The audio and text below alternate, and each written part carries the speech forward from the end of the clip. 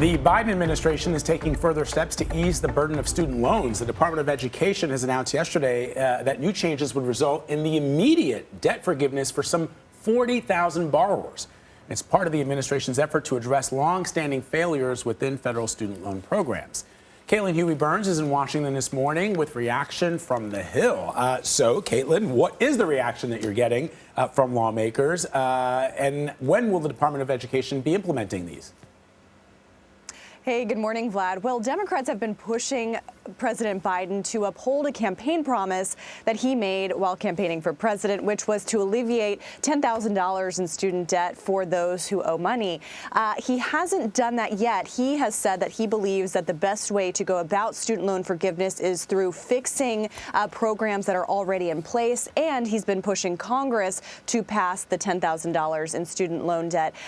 Congress, as we know, has not been able to do that. It's a divided Senate. There is no support among Republicans, and they even have some pushback from some Democrats in the Senate as well. So that's an uphill battle. So for now, what the administration is doing is trying to address this through administrative work. But you're still seeing some pushback from some Democrats. You've seen some prominent Democrats from rank and file all the way up to Chuck Schumer urging the president to take executive action to alleviate student loan debt. So, Caitlin, on that point, help us understand a little bit sort of the lens through which we should view this. Obviously, midterms are not that far away. How big of a priority is this specific issue for some Democrats?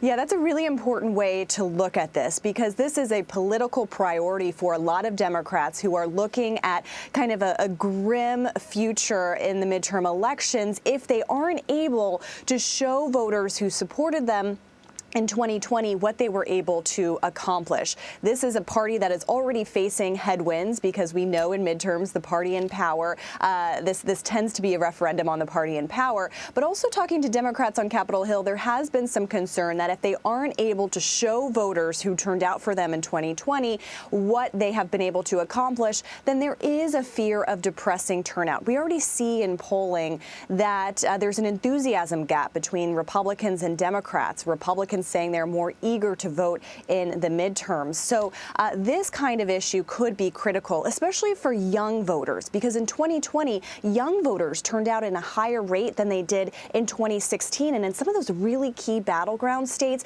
young voters really helped propel Biden to victory. So this kind of move by the administration is geared towards that. We should also note that the administration extended delaying payments for student loan debts through August 31st. That was set to expire next month. They've extended that through August 31st.